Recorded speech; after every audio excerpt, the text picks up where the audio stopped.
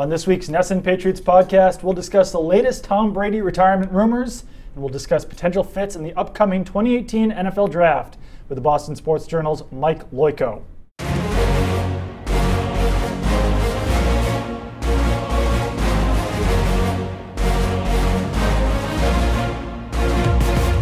Hello and welcome to the NESN Patriots podcast. I am Doug Kai, here as always with Zach Cox. Zach, how are you doing?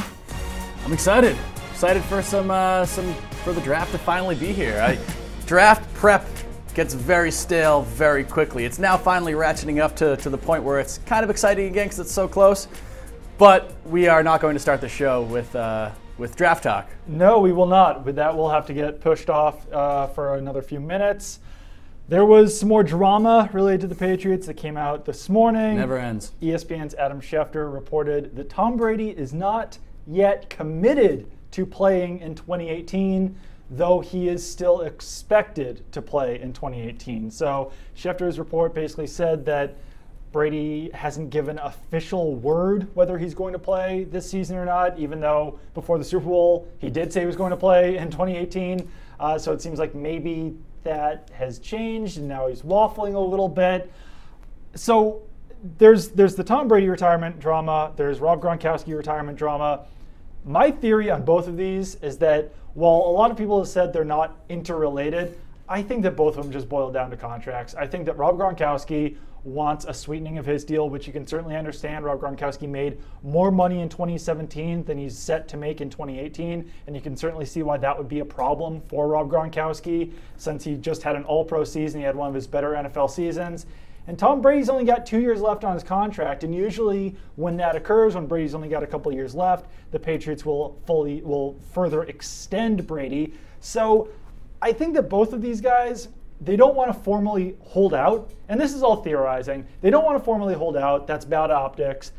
I think that this is a way to make it look a little better for themselves. Rob Gronkowski's health is, what's supposedly pushing him into this retirement talk. Tom Brady wants to spend time with his family. He's 41 years old, or he's going to be 41 years old. When ultimately, I think that if the Patriots would be willing to sweeten Rob Gronkowski's deal and extend Tom Brady, I feel like all of this would probably get settled pretty quickly. Yeah, it does seem like a money/contract related debate or controversy or whatever you want to call it. It's unusual. It's different. People have been saying this is not a big deal. Why are people talking about this? It's a big deal that the two most important Patriots players are, one, not at off-season workouts, which in and of itself is not the biggest deal, especially in this early part where it's basically just weightlifting and running around on the field. Tom Brady and Rob Gronkowski probably would do their own workouts even if they were there, so not a big deal really in that regard. But with the report coming out earlier this week from ESPN's Jeff Darlington that Brady probably won't attend any voluntary workouts this entire spring, which of course includes OTAs, which are basically non-contact practices. That's a big deal, and obviously we'll see if that actually comes to fruition. And there have been kind of a lot of speculation about why Tom Brady might be having this sort of change of heart, because like you said, before the Super Bowl, he said on multiple occasions that he is playing in 2018. He was asked about it dozens of times, seemingly. He even said, "Why does everybody want me to retire right now? I'm having fun. I can still play. Why would I not want to keep doing this?" And now there's a report that he might not be certain that he wants to come back. This definitely seems like word kind of leaking out from Tom Brady's camp that he wants something to change. Whether that's contract related, whether that's Alex Guerrero related, it kind of remains to be seen. But this definitely strikes. Given the report that came out from Adam Schefter, who obviously is one of the more respected NFL reporters in the country. He didn't just make this up out of thin air. This is definitely somebody from Brady's camp, from his family, from his agent, whatever it may be, going to him and saying, we want the word out that Tom Brady is not totally satisfied right now. Yeah, I mean, it's got to be coming from someone, because I don't know what this official word really there is means. no official word. He's under contract, so right. he's basically committed to playing this year. So yeah, and I mean, this is definitely something. I mean, in past years when Alan Branch skips the voluntary portion of off-season workouts, that has been maybe not a big deal, but it's a deal. It's something worth reporting. It's something newsworthy that, okay, Alan Branch isn't here because he doesn't attend voluntary sessions. And it's always kind of you always kind of cast aspersions on players who do skip these voluntary sessions, because it's like, well, everyone else is there. Why isn't Alan Branch, for instance, there? And when it's your best two players, Tom Brady and Rob Gronkowski, there's clearly a reason why they're not here. And I know that some people point to 2008, 2009, and 2010 when Tom Brady also wasn't fully in on the offseason workout program. I might be wrong about this, but I'm pretty sure that he was still attending OTAs and he was still doing the minicamp thing. I think the fact that there's a possibility that he wouldn't practice in OTAs is a huge deal, because that's the first time that these guys are all taking the field. I mean, when you're getting so little contact with players during the offseason, when there's not two-a-days in training camp anymore, that just makes these OTAs and minicamp sessions all the more important. And if Brian Hoyer and some second-round quarterback are your only quarterbacks in OTAs, that's less than ideal, especially if Rob Gronkowski, for one reason or another, isn't there as well. So, I mean, I think that he'll play. I think that Rob Gronkowski will play. I think that in the long run, this probably isn't that big of a deal, but the fact that all of this is going on at all right now makes it something. It's at least worth talking about. It's not worth just sticking your head in the sand and plugging your ears and, like shaking your head as if nothing's happening, because clearly something is going on here. There's a reason beyond the Qatar Best Buddies event why Tom Brady isn't participating in these offseason workout programs. Absolutely. And one of the first things that came to my mind this morning is it would be kind of funny. I mean, of course, Patriots fans wouldn't really like it, but it would be kind of funny if fake Don Yee, who duped Ron Borges on that Tom Brady report, ends up being right and Tom Brady holds out of OTAs because he wants a new contract. Right. It's a weird situation. There's never been contracts have never been an issue with Tom Brady during his Patriots career. He's always been willing to take less than market value, I guess you could say, to stay with the Patriots. But it is very odd that he hasn't signed a contract extension yet. Robert Kraft talked to Jeff Howe at The Athletic about that, I believe, last week or 2 weeks ago. He said neither side has an issue with it being the fact that there hasn't been an extension. If it becomes an issue, we'll deal with it. Maybe it's becoming an issue now. Yeah, I think that this might be the time when you want to start dealing with that on the Brady end and on the Gronk end. I know that might make the Patriots or Bill Belichick or someone look, maybe a little bit weak in this scenario, but I don't know. I think that special players deserve special circumstances. Belichick can still be hard on those guys while also giving them the money or the contracts that they deserve. And I think I don't think that Brady will be looking for Jimmy Garoppolo money in a new contract, but I mean, I think that he could use some, I know this sounds kind of ridiculous, but a little bit of job security, especially if the Patriots are going to draft a quarterback. You can see why Tom Brady would want to add some years and guaranteed money to that contract, because if the Patriots draft whoever in the upcoming draft, and in next year Brady's game or play has dwindled a little bit, if the new quarterback is really doing well in practice, then the Patriots could basically just cut Tom Brady for free. I think that that's what he's trying to avoid. I think that he wants the power in this situation to have the guaranteed money that would force the Patriots to keep him around beyond the next 2 years of the contract. And you can understand why he would want that as well. I totally agree with that. And you've got to imagine that if the Patriots do go out and draft a quarterback, even relatively high, even within the first 2 or 3 rounds, you have to imagine Tom Brady shows up at that first workout after the draft, right? I mean, you're not going to let Brian Hoyer and the rookie quarterback be the only people working with these new receivers that the Patriots have already gotten, with whatever new offensive players they draft in the draft or sign as undrafted free agents. So I can't see this. It's not a holdout because these are voluntary workouts. I can't see this situation going on much longer than another week or two if the Patriots do end up using a high pick on a quarterback. And that leads us into our pre-draft preview here. We will be picking 3 players at each of the Patriots' offensive need positions. That is quarterback, running back, wide receiver, tight end, and offensive tackle. 1 first-round prospect, 1 second or third-round prospect, and 1 late-round prospect. So basically a day 1, a day 2, and a day 3. Yes, that's a much better way to put it. And the Patriots don't have 4th or 5th round picks, so that's kind of why we're dealing with it this way, where it's a late round guy rather than probably a mid round guy. But let's start off with quarterback, since we are discussing Tom Brady right now. And my first round prospect is a guy that the Patriots will probably need to trade up for, and that's UCLA's Josh Rosen. The Patriots have expressed interest in Rosen. There's a lot of rumors out there about how he might fall in the draft for one reason or another. That's probably personality-based issues rather than his play-based issues. I like Josh Rosen. I think that he might wind up being the best quarterback in this draft class.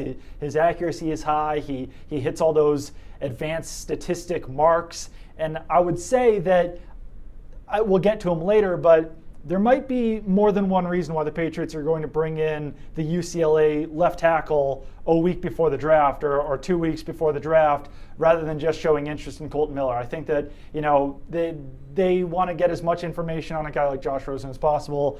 And I tweeted out there earlier today that the Patriots, what would you rather the Patriots trade to maybe get up to that number 9 overall pick that the San Francisco 49ers currently have? It actually works out really well in the draft trade value chart, where the Patriots, based on the chart, could either trade the 23rd overall pick and the 31st overall pick, or the 23rd overall pick, the 43rd overall pick, and the 95th overall pick to move up to number 9 to potentially take someone like Josh Rosen. What would you rather give up? 2 firsts or a first, a second, and a third? That's a tough one. Like you said, they come out to almost the exact same thing on the draft value it's chart. 1 point away, yeah, or 5 points away, something like that, yeah. I think I would probably lean toward the first one, giving up the 2 first-round picks. Obviously, first-round picks are very valuable, but just if you look at how the Patriots draft board shakes out beyond that, obviously they can make additional trades to kind of get some additional moves. If you do the first, the second, and the third, that basically gives you the pick at number 9 and then 1 pick for the next 150 picks almost, which obviously is not the biggest issue in the world. If you do get that guy and in the first round, then you will have that number 31 over. So I guess you'd have the number 31, then you'd have another 63, and then nothing until the 6th, right? 198 or whatever it is. Yeah, so that's a very, very large gap. You'd have to imagine they would try to close that gap a little bit. That's why I think I would lean toward option 1, giving up the 2 first-round picks. I think I probably would too, and I know that sounds kind of crazy because I think that the more players you can get, the better your chances of having a success rate in the draft is. I don't think there's a giant difference between the player you can get at 31 and the player you can get at 43. And I think that if they kept the 31 pick anyway, they might trade down regardless. Yeah. And if you're trading 31, you will get the equivalent of the 43rd and 63rd overall pick, or the 43rd and the 90, whatever it is, pick anyway. So I think that if there's no guarantee you can trade down to 31 to get more players, you might as well just keep the 2nd-round pick and the 3rd-round pick and give up the 2 firsts. And when I'm doing a mock draft tomorrow, and if I do choose to do the trade up, I think I would lean towards trading the 2 first-round picks just to get more players in there. But who's your first-round quarterback prospect? All right, so for this particular exercise, we tried not to double up on guys just so we could to get some variety for you listeners here. I do think Josh Rosen is probably the best bet of this group. I like Baker Mayfield a lot too. I don't think they're going to be able to get up high enough to get Baker Mayfield. I think he'll probably be gone in the top 3, top 4, honestly. So I'm going to go with Lamar Jackson, a guy who I'm still not totally sold on. We talked about him a lot. I believe it was on last week's podcast. I'm really not sure how his game is going to translate at the NFL level, just with how much he loves to run, how his accuracy is not great, how his mechanics are a little strange, how he's kind of slimmer than you might want. But there have been all these rumors that the Patriots are interested in him. They attended his pro day. They met with him. There was the report that they were quote unquote very interested, whatever that means, however you want to quantify that.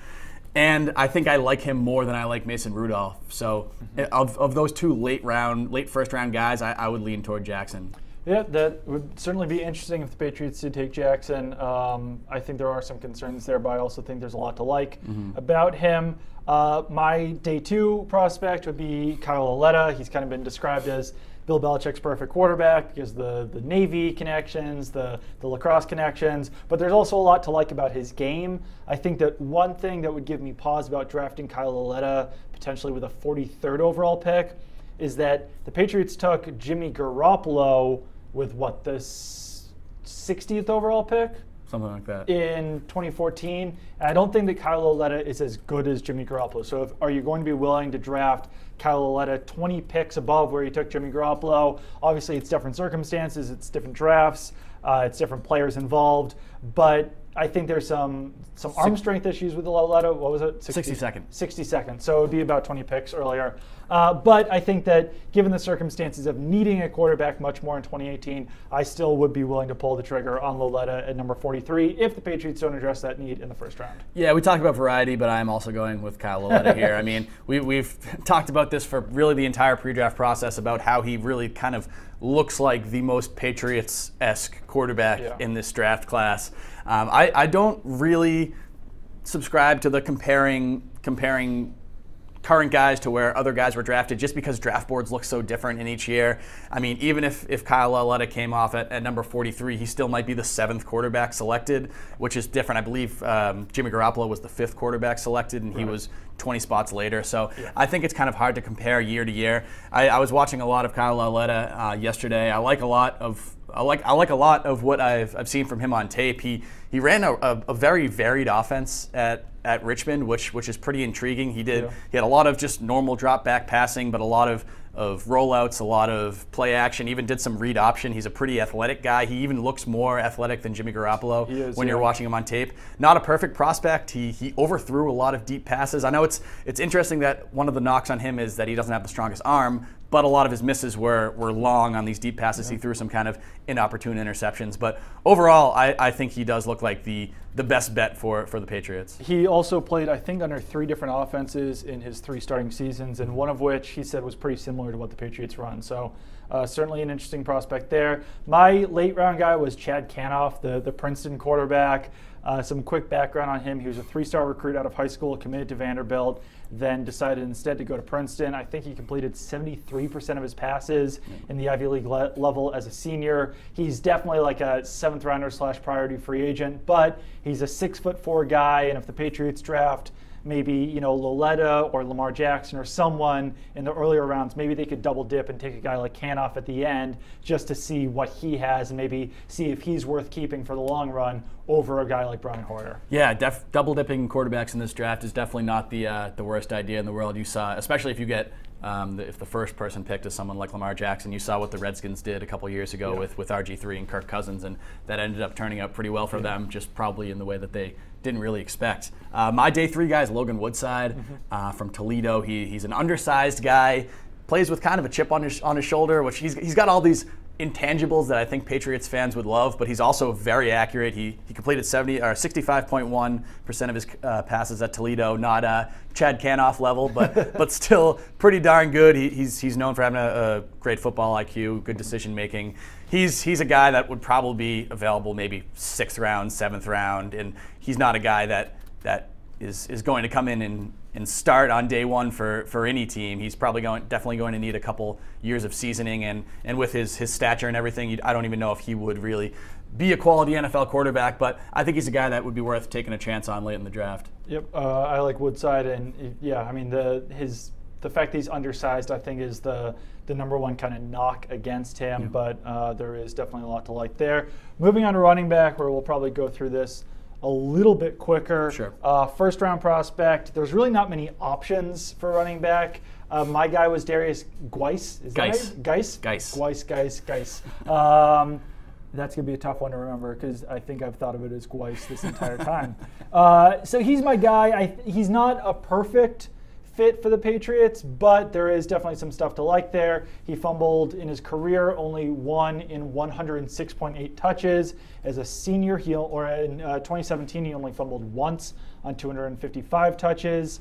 As far as from an athletic and measurable standpoint, he did not run a 3-cone, so tough to say on that one, but he ran a 4.49 40, which is good, 1.55 10-yard split, and he's 224 pounds, which Patriots might be looking at kind of that banger running back, and he's a guy who's actually got the speed to have big playability as well. Yeah, kind of like what you just referred to there. I don't really see any any dynamite first-round running back outside of Saquon Barkley, who the Patriots are not going to get because he's going to come off the board far too high. I went with Ronald Jones from USC, who I probably view as more of a second-round guy, but similar to Geis, he had great ball security in college, only 2 fumbles his entire college career. He tested pretty far below a lot of the Patriots standards at the Combine and as Pro Day, but he was dealing with an injured hammy. I think he said himself that he was only 85 or 90% healthy, so who knows how kind of accurate those numbers are. I was reading scouting reports on him. They praise his explosiveness and his wiggle, which are usually two attributes that you would kind of attribute to guys who had good 3-cone drills, good short shuttles. So maybe his testing wasn't an accurate representation of how he is as a player. Yeah, he's 205 pounds, so he might be more like, I think that he still would be considered an early down back if the Patriots did take him. But I think that he is probably faster than some of those measurements say he is, and he's been someone who's kind of been compared to Jamal Charles, I think. Yep. And maybe that just be because they're undersized backs with dreadlocks. But he definitely didn't have the testing numbers that Jamal Charles did when he was coming out of Texas. My second day guy at running back is Jalen Samuels, NC State kind of gadget player. He was a running back, he was a tight end, he was a slot receiver. He's a guy who kind of checks every mark for the Patriots. Good 3-cone drill, decent 40-yard dash. I think the Patriots could use him in a number of different ways. And he's another guy who had pretty good ball security. He only fumbled 4 times in college on 397 touches. So basically 1 in every 100 touches he fumbled the ball, which is like right on the borderline, but certainly within the means of the Patriots being willing to draft a guy like that. He fumbled twice in 2017 on 162 touches, so just not a lot of fumbles in general in his college career. Yeah, I'd be very excited to see what Josh McDaniels could do with a guy like Jalen Samuels, who was a tight end / short yardage back in college. Yeah. Probably one of the more intriguing offensive players in this draft. For mine, I went with Sony Michel, who is really kind of the opposite of these guys in one very important category. He fumbles a lot. Yeah. According to Mike Loyko, who we're going to have on this podcast later, fumbled once in every 54.6 touches in college, which is not very good and far below what the Patriots standard usually is. But other than that, one big red flag, there's a lot to like about Michel. He averaged 7.9 yards per carry this year with the at Georgia. He didn't do much receiving late in his career, but as a junior and a sophomore, he was a pretty solid receiver out of the backfield. He's a really explosive player, and I don't know how the fumbles are going to affect him. The Patriots might just take him off their draft board entirely, seeing a guy that can't really hold onto the ball like that. But if they can overlook that, I think he's got a lot of potential. I have the fumble data actually here for him. In 2017, he only fumbled twice on 165 touches. That's not terrible. So 82.5 is not bad for touches per fumble. But earlier in his career, it was under 50. It was 49.3 touches per fumble, which definitely is not great. My late round guy, he's might be another priority free agent / 7th rounder. Chris Warren out of Texas. His father played with the Seattle Seahawks. He's 6'2", 250 pounds. He kind of played more as like a tight end / H-back. Also carried the ball in 2017, but great athleticism for a 250-pound player. 4.5, 140-yard dash, 6.98 3-cone, 4.18 shuttle. Those are pretty ridiculous for a 250-pound player. I mean, if that guy were playing like defensive end or something, I think you'd be talking about potentially like one of the best athletes in that position group, and that's what you almost have to treat him as a 250-pound player.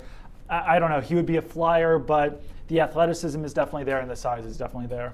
Yeah, my guy is Chase Edmonds from Fordham. He's a guy that most fans probably don't know a whole lot about. I know I hadn't really heard of him before this whole pre-draft process, but he had the best 3-cone drill and the best short shuttle of any running back that ran at the Combine. He was a 4-year starter at Fordham, 1,800 rushing yards as a freshman, 1,600, 1,700, then was kind of hurt last year, only got 577. But you can view that as a positive or a negative because he had almost 1,000 carries in college, so you might look at him as a guy that can wear down a little bit, and the fact that he was playing against FCS competition, so wasn't playing against guys in the SEC or anything like that. But he's a guy that should be available 5th, 6th, maybe 7th round. And given his testing numbers and kind of what I've seen on tape, I think he could definitely be an interesting sleeper late in the draft. Yeah, I think that he's a guy who could be kind of fill that Deion Lewis role a little bit. He had 7 career fumbles in 1,052 career touches, so that's certainly not bad. He did have two fumbles in 149 touches as a senior, but the career numbers certainly are on pace with what the Patriots typically look at. Wide receiver, I guess as we've been doing this, running back, I guess since they have had Darius Geis and Ronald Jones on visits, the Patriots could take a running back in the first round. It's certainly within the realm of possibility, even though that might not be viewed as the Patriots' biggest need because they have other bodies at the position. Similar at wide receiver, they've actually hosted some top wide receivers. Almost in this every year's top class. wide receiver in this year's class. Yeah, in one form or another on visit. So the Patriots have never drafted a wide receiver in the first round under Bill Belichick. Perhaps that could change this year, even though no one really views that as one of the top needs because they have so many bodies at the position. I will say that wide receiver, the reason why they might be viewing these wide receivers as one of their biggest needs is because only Julian Edelman is Julian under Edelman, contract. Malcolm Mitchell, and Matthew Slater are the only wide receivers under contract beyond this season, and all 3 of their contracts expire in 2020. And you also can't really consider Matthew Slater a viable wide receiver. So it's basically 2 players, both of whom are coming off season-ending injuries. So while there are a lot of bodies at wide receiver, there's definitely a lot of uncertainty too. Yeah, Chris Hogan, Jordan Matthews, Philip Dorsett, Kenny Britt, and will be free agents after the season. So my first round guy, even though I don't think the Patriots will take a wide receiver in the first round, is Maryland's DJ Moore. He's a guy who really is a fit size-wise, athletically, across the board. He's the second best fit in the entire draft. Ran a 4.42 40, 6.95 3-cone, 4.07 short shuttle, all at 6 feet, 210 pounds. He can stretch the field. He can play in the slot. I think there's a lot of versatility with him there. And from a size and testing standpoint, he's pretty similar to Malcolm Mitchell, but a better athlete without the injury concerns. Yep. I like DJ Moore a lot. He's probably one of the biggest risers of this whole pre-draft process because he wasn't really considered a first round, even really a first round prospect when everything started. But after seeing him at the combine and seeing what he's done at pro days and all that, it seems like he probably will come off the board in the first round. Now, I went with Christian Kirk from Texas A&M, considered one of the best slot receivers in this draft. He was one of those players who visited the Patriots within the last week. I believe he was there on Monday. Can return kicks, can return punts. Could be an option for the Patriots at number 31. I don't think I would use a first-round pick on a receiver from them, but he's definitely an option there. You've got a guy like Calvin Ridley too, who I think would fit in the Patriots system. I think he's probably the most polished wide receiver that there is in this draft. But if I had to guess, he's probably gone by number 20, and I definitely don't think they should trade up for a wide receiver. Yeah, they would have to trade up for him. Yeah. Funny little interesting nugget on Calvin Ridley. He's got the most absurd note on his NFL.com scouting report. Hilarious. It says that he has a thin frame with tight skin, which my buddy Nora Princiati pointed out to me last night. And I think that means that they don't think that he can fill out his frame anymore, that he's kind of stuck at 189 pounds or in that realm. But to say he has tight skin just makes it sound so weird. Yeah, it's kind of creepy. Yeah, and I mean, in looking at pictures of him, I don't think his skin even looks that tight. So it's just I don't think I could look at skin and be like, that guy's tight. I think there would have to be like a lot of like veins involved or something. But yeah, no, that was just weird. Second day pick for me is a guy that I actually watched a lot in college because I'm a Washington Huskies fan, and that's Dante Pettis. He has the NCAA record for punt return touchdowns with 9 in his college career. He's another guy who fits athletically. He had that sub 7-second 3-cone, sub 4.5 40-yard dash. He was coming off an ankle injury, so that was all done at his makeup pro day. But I think he's another guy that could maybe contribute in the slot. He's got the deep speed, and he could certainly contribute on special teams, given the 9 punt return touchdowns that he had in college. He was a machine. The other teams basically stopped punting at him because there was a good chance that it was going to be returned for a touchdown. And the Patriots do need they might not need a new punt returner, but they definitely have a question mark at punt return with Danny Amendola now playing for the Dolphins. Yeah. My day 2 guy who probably will end up being an early day 3 guy. He's Deshaun Hamilton, a guy who had a big game against your Huskies in the what was that, the Fiesta Bowl this past year. 5 catches, 110 yards, 2 touchdowns. But yeah, he's a guy who met with the Patriots at his pro day, talked with Chad O'Shea for a while. He's known for being a great route runner, having great hands. He's an experienced player because he was a 4-year starter at Penn State, which is pretty hard to do in an offense as kind of storied as Penn State's. He holds a whole bunch of school records. I think he has the record in school record for catches. He plays in the slot mostly. He's a little bit bigger than a normal Patriots slot receiver. Not quite Jordan Matthews size, but he's 6'1", 206.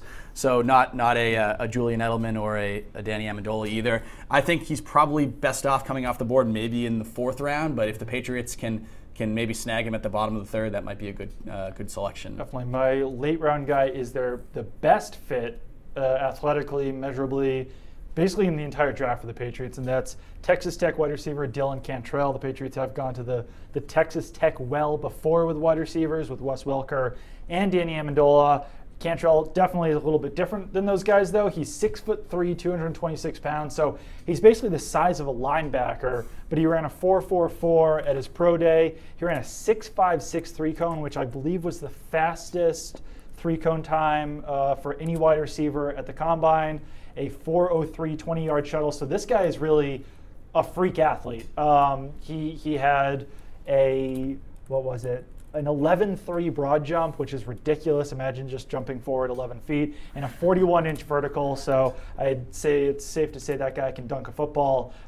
He was a pretty steady wide receiver with Texas Tech. He wasn't quite as productive as their other top wide receiver in this draft, Kiki Kuti or something. Cutie. Yeah. But he's certainly an option there if the Patriots are looking for a big-bodied wide receiver who has the quickness to maybe contribute a little bit in the slot. And he's a guy who will probably go in maybe like the 5th, 6th, or 7th round. Coincidentally, my pick is Kiki Kuti. Ooh, nice. Who, in addition to having arguably the best name in the draft outside of Equinemius St. Brown from Notre Dame, he was one of the best slot receivers in the nation this past year. He was, according to Pro Football Focus, he ranked 2nd in the nation in receiving yards from the slot, but also 8th in receiving yards on deep passes, so passes that traveled 20 or more yards. He could really, he operated well at all 3 levels of the defense. You could see him catching screen passes and taking them for long touchdowns, and also just running straight down the field and catching long post patterns and flags and whatnot. He's a really exciting player. The Patriots met with him at the Combine. Don't know how official the actual visit is, and I haven't heard any connections between the two sides since then. But we know the Patriots love Texas Tech slot receivers, and I think he's definitely a guy who could be very intriguing in a Josh McDaniels offense. One other slot guy that I would mention is just Miami's Braxton Berrios. He kind of looks the part, for lack of a better sentence. I don't know, but he ran a 4.44. 4.44 40-yard dash and 6.72 3-cone. He's just an undersized slot receiver that I think could interest them a little bit. We'll go through these last 2 positions a little bit quicker because there's just not as much information to spit out about them. But 1st-round tight end, I would say Mike Gesicki out of Penn State. Definitely a little bit more undersized, but a freak athlete for a tight end. 41.5-inch vertical, 10.9 broad jump, 6.7 3-cone, and 4.1 short shuttle. That's pretty ridiculous for a guy who's 6'6", 247 pounds. Yeah, with that I went with Dallas Geddert. I believe it's Geddert. We'll get that right at some point. Yeah. From South Dakota State, he was basically a highlight factory at South Dakota State. Obviously, this is another FCS guy, so not playing against the top level of competition that you're going to see at the FCS or at the FBS rather, or at the NFL level. But he's got huge hands. He has a really wide catch radius. He really makes those contested catches. He was tremendously productive in college. Again, it's kind of a little bit hard to project how these guys who play at the lower level of college are going to do at the NFL level, but from a measurable standpoint and from a production standpoint, he seems to fit what the Patriots would want to do. Definitely. My day 2 guy is Indiana's Ian Thomas. I know that he's actually a favorite of Mike Loyko, so I'm going to ask Mike Loyko what he likes about Ian Thomas, because from a size and measurable standpoint, he's a fit. For me, I went with Mark Andrews from Oklahoma, who some people seem to view as a first-round tight end. Some people seem to think he'll come off the board in the 2nd or 3rd. He's a former wide receiver, so blocking is still a bit of an issue for him from what the scouts say and from what I've seen on film with him, but he's a guy who can line up all around the field. He lines up as inline tight end, out in the slot, even out wide, which obviously that's how the Patriots like to use their offensive players. Again, not a great blocker, but he's got some great size, 6'5", 256. So I think he could definitely be an option there if he's around in those second or third rounds. My late round guy is Will Dissly, going back to UW. Dissly actually wore number 98 in college because he moved from defensive end to tight end. That always was a little off-putting, seeing a tight end wearing number 98. I'm a huge fan of tight ends who don't wear numbers in the 80s. Yeah, no, I like any college player who doesn't wear a typical number. I like seeing the single-digit defensive linemen, like, just, what is it? Who else would be? Quarterbacks in the 20s I actually like too, like Doug Flutie style. I think it was Stephon Tuitt, I believe it was, wore number 9 at Notre Dame, and he looked ridiculous. I loved it. Dominique Easley wore number 2, I remember that too. But Dissly, a decent athlete, didn't run a quick 40 time, but decent 3-cone, decent broad jump, and Bill Belichick sometimes likes taking guys who can mold a little bit more. So I think that's somewhere where Dissly's inexperience at tight end might actually work in his favor in New England. Late round guy for me, Tyler Conklin from Central Michigan. He's a former basketball player, known as a good route runner, good hands, makes contested catches, kind of has that basketball background of fighting for rebounds. He's not as big as some of these other guys on this list. He only measured in at 6'3", 254 pounds, but he ranked in the top 5 in his position in the 3-cone drill and short shuttle. So you never know. Maybe he has to pack on a few more pounds there to compete with some of these defenders at the NFL level. But there's some things to like about him. At offensive tackle, I just realized I listed 4 guys, so sorry about that as we were trying to divvy these up. I'm going to list my first and second round guys together. My first round guy is Colton Miller out of UCLA, and my second round guy is Brian O'Neill out of Pittsburgh. They're kind of similar players because they're both a little bit undersized weight-wise, but they're both fantastic athletes. Brian O'Neill ran a 4.82 40-yard dash at almost 300 pounds. Colton Miller had a 4.95 40-yard dash at 309 pounds. Miller is the taller prospect, but O'Neill is the guy who can get maybe a little bit later. I think that if I'm looking at these two players, I'd probably rather take Brian O'Neill late in the second round rather than Colton Miller late in the first round, just because I think they are pretty similar prospect-wise, and if there's that big of a gap between them, I'd probably spend the later pick on the guy.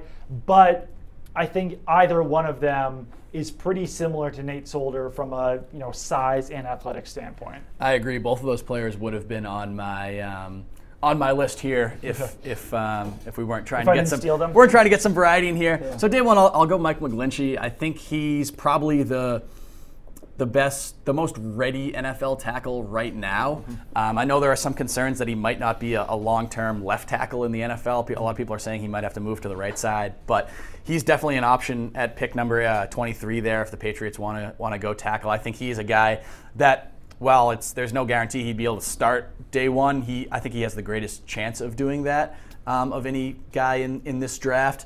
Day two, I'm with Orlando Brown, Oklahoma, who had a fantastic college career. I know Baker Mayfield said he didn't allow a sack in his entire career at Oklahoma. Had a historically terrible NFL scouting combine, ran the slowest 40 of anybody. I think it was the slowest 40 ever recorded at the scouting combine, at least going back to what was it, 2003 when they started keeping these records. And he was just bad across the board. Came out in his pro day, improved not substantially, but improved marginally in all of those categories. And was someone who was that productive and that effective in college, if he's still kicking around at pick 95 late in the third round, I can absolutely see the Patriots taking a flyer on him, bringing him in, having him work with Dante Scarnecchia, who obviously is one of the greatest offensive line minds in the NFL.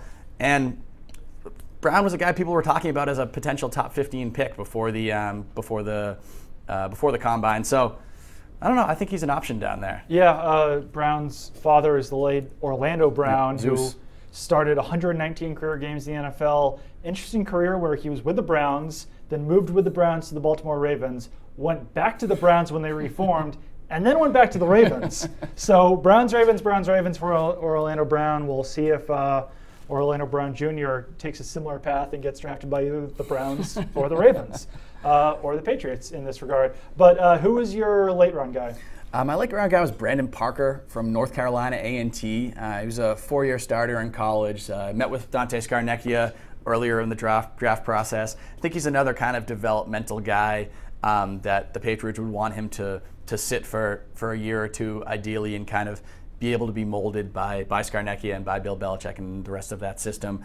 But if they're looking to, I think it kind of depends on how they want to handle this offensive tackle class, how they feel about their current group of players, especially Antonio Garcia. But if they're looking to get some additional depth and a guy who could maybe potentially project as a starter down the line, I think he could be an option in those later rounds. Yeah, the two guys I listed, once again, I don't know why I listed two guys. I think I couldn't decide between them, and then it was late, and I just listed both of them.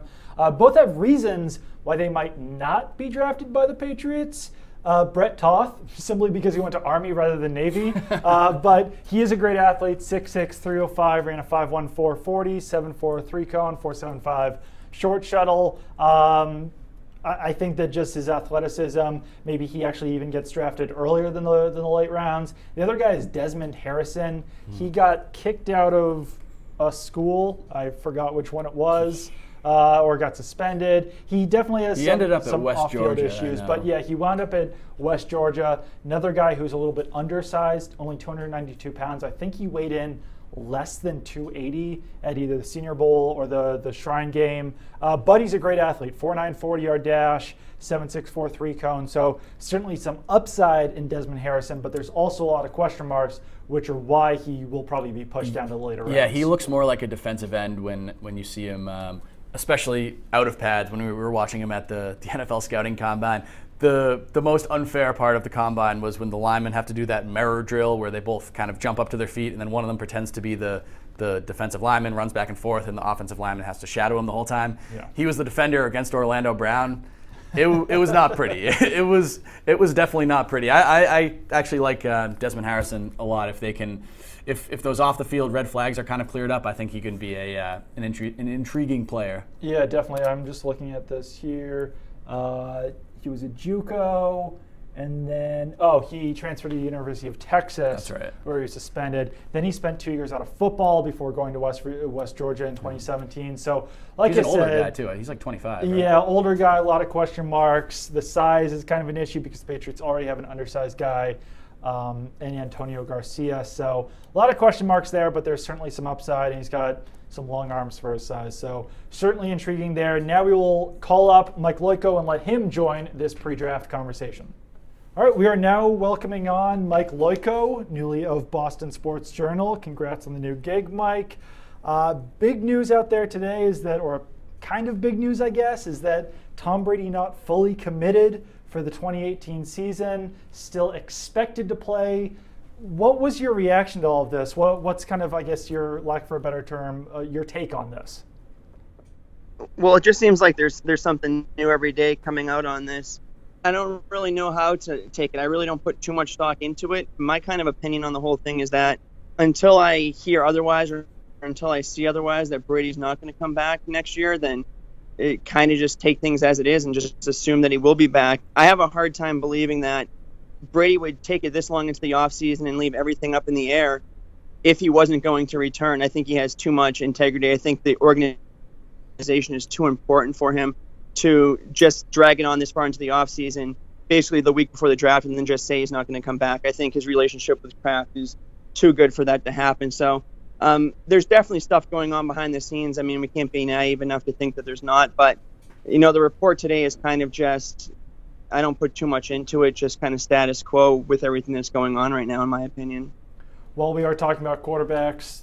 There's a lot of rumors or speculation that the Patriots could trade up for a quarterback. I know that they do have interest in Josh Rosen. There's been some reported interest in other quarterbacks. What do you think about the possibility of trading up for a guy like Josh Rosen if he does start to slip a little bit, which is what the latest reports are suggesting, that he might not be taken in the top 5 if he does either drop out of the top 5 or out of the top 10? Would you be willing to trade up for a guy like that? Yeah, I saw your tweet this morning, and I absolutely agree with it. If Rosen starts slipping down to the point around pick 9, 10, then I think it makes a lot of sense to make a move for him. I don't think the Patriots are in position to trade into the top 5. I mean, it looks like that Baker Mayfield's probably going to go number 3 to the Jets. Who knows how it's going to shake out, but it does look like Rosen might be the guy that gets left out of the top 5 right now. And if he starts to slide, I think the Patriots are in good position to trade up with the team like the 49ers, like you throw out there, because they definitely have the assets. I think it's kind of a weird spot for the Patriots because the top 4 guys are definitely going to be off the board by the time they pick. And then they're going to be left looking at somebody like Lamar Jackson, who, I really don't know what to think about how they like him, if they don't like him, if he's a legitimate possibility for them. So it's kind of in a spot where if they're going to get one of these top 4 guys, they're going to have to make a move up for him, or they're going to have to sit tight and just, take their shot on a second round type of guy who has a lot less upside and a lot more questions. Yeah, Mike, you mentioned Lamar Jackson there. We were talking about him earlier in this podcast. Is he a guy that you'd feel comfortable with the Patriots drafting at number 23 or number 31, or do you think there's just too much uncertainty surrounding him? It's such a tough call because when I watch Lamar Jackson, he does a lot of things. My main question with him is I don't know how Bill Belichick and McDaniels envision this offense moving forward after Tom Brady. I think they'd probably like to have a mobile quarterback going forward. But like everybody has said, I agree. If you're going to draft Lamar Jackson, you have to cater the entire offense to him, and you have to change everything around to play to his strengths. Are they willing to do that? They very well might be. They haven't had to change their offense up in a long, long time. So if they do draft Lamar Jackson, there's going to be big changes coming in down the road in a year or two. I'm just not sure if that's the type of commitment they're willing to make to overhaul everything for this type of quarterback. He has accuracy questions. He makes poor decisions at times, but he is exciting and the type of athlete that the quarterback position is probably moving towards over the next 5 years in the NFL. At 23 or 31, you have to be all right with the value because you're not going to get him anywhere else. It's rich, and they have to be sure about it. And, I'd feel a little uncomfortable picking him with so many question marks and uncertainties surrounding his transition to the NFL. Obviously, the Patriots will need someone to either protect their rookie quarterback's blind side, Tom Brady's blind side, with Nate Solder. Now with the New York Giants, the Patriots do have Antonio Garcia on their roster, but there's a lot of question marks surrounding him as well. So left tackle is perceived to be one of the Patriots' biggest needs in the draft. We were talking earlier about Colton Miller versus Brian O'Neill. You've watched these guys, I'm sure, more than I have. Do you think there's a sizable enough difference between Colton Miller and Brian O'Neill to make it worth taking Colton Miller in the first round rather than maybe taking and waiting to take O'Neill in the second round? No, I definitely don't think so. I think they're both very close prospects.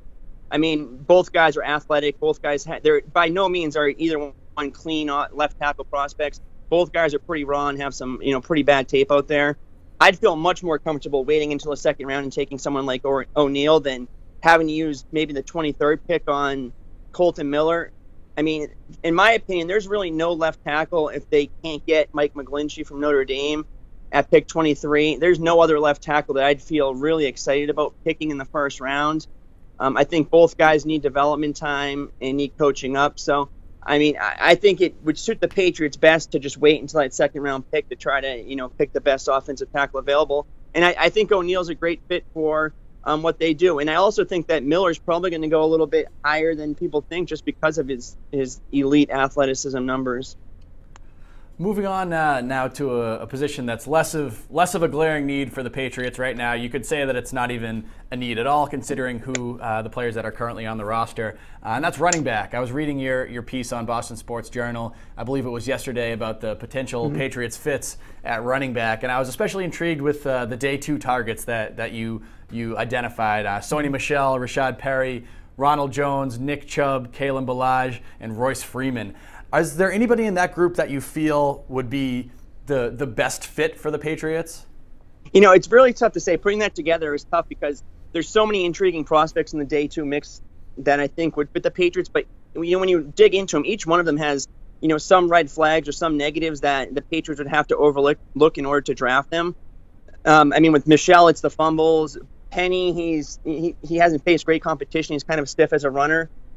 My whole point was it wouldn't surprise me if any of those guys were Patriots picks, but they'd have to overlook some things in order to pick them. I think they need another pass catching back. They need some young depth at the position. Going through the article, I didn't really have a bias going in or who I thought they'd pick, but I think Nick Chubb, if they're looking for like a young, powerful running back to develop, I think he fits on most of their standards or stereotypes that they look for. and this is another position I think it makes sense for them to wait till late day 2 or early day 3 to attack, because I think Balaj is an intriguing hybrid player. I like Jalen Samuels in the early day 3 mix, round 4, as somebody who's hyper versatile that would fit their system. So there's so much running back talent in this draft that I think another position where they're going to get good value if they wait. There just might not be a guy that fits every single athletic measurable that they're looking for in the first 2 rounds. But once again, I don't know how they envision the running back position going forward if the offense is going to change after Brady leaves. I think another position that no one really perceives as a big need, but you wrote about it today, is wide receiver. Patriots have never drafted a wide receiver in the first round under Bill Belichick. The highest they've taken one is Chad Jackson, number 36 overall in 2006. Is this the year that finally changes for the Patriots? Do you think they pull the trigger and draft a receiver in the first round? I mean, I could never really see them doing that just because past precedent has told us that they don't do it. And it's really weird to see them working out and spending so much time with the receiver group this year, because it's really not that talented of a group. The top end especially lacks the wow factor of the past 3 or 4 years. They had Calvin Ridley in today for a workout. They've had DJ Mooring. They've either worked out or had Cortland Sutton in for a visit. And those are really the top guys in the draft. Each one of them, once again, they have some sort of flaw that the Patriots have to overlook. I think when you break it down piece by piece, I think DJ Moore is probably the best overall fit for their system and the things they do. He can play inside or outside. He has special teams ability. He fits all the athleticism and height weight boxes. So I think he'd be the best fit. But I mean, then you're talking about they're going to have to use a first round pick on him because there's a good chance he's the first one off the board.